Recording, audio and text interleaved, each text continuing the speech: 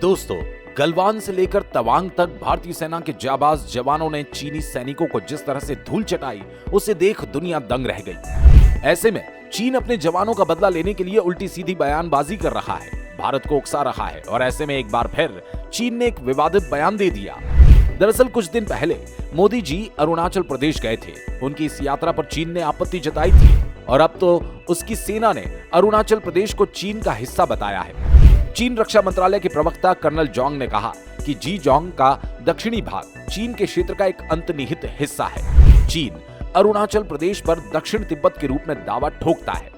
चीनी मीडिया ने बीजिंग के हवाले से बताया कि अरुणाचल प्रदेश पर भारत के अधिकार को चीन कभी एक्सेप्ट नहीं करता और इसका वह पूर्ण रूप से विरोध करता है। हालांकि चीन के इस दावे से भारत को कोई फर्क नहीं पड़ता।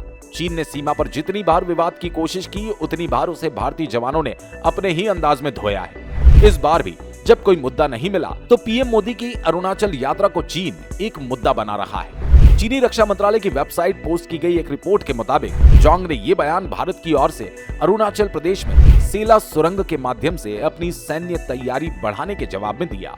अब चीन अरुणाचल पर दक्षिण तिब्बत के रूप में दावा करता है और अपने गलत दावों को खबरों में बनाए रखने के लिए नियमित रूप से वो भारतीय नेताओं की राज्य की यात्राओं पर आपत्ति जताता रहता है।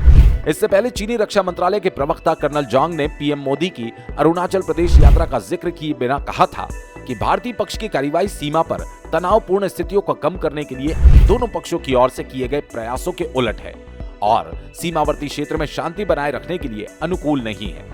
अब देखा जाए तो भारत ने अरुणाचल पर चीन के दावों को बार बार खारिज किया है। भारत ने ये बात हमेशा कही है कि अरुणाचल प्रदेश भारत का अभिन्न अंग है। भारत ने चीन की ओर से क्षेत्र का नाम दिए जाने को भी खारिज किया और कहा कि इससे सच्चाई में कोई बदलाव नहीं आया।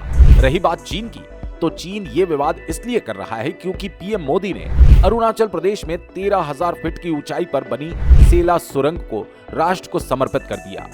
अब अगर देखा जाए तो ये सुरंग ही चीन के लिए सबसे बड़ा झटका है।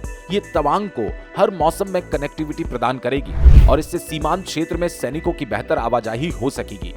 उस क्षेत्र में जहां चीन से भारत का विवाद चलता आया है, वहां सेना और आसानी से पहुंच सकेगी और इसीलिए चीन बौखलाया हुआ है। खैर, चीन की बयानबाजी और भारत की तरफ से जो एक्शन लिया जा रहा है, उस पर आप लोगों की क्या राय है, कमेंट करके जरूर बताएं और हाँ, चैनल को सब्सक्राइब करना ना भूलें।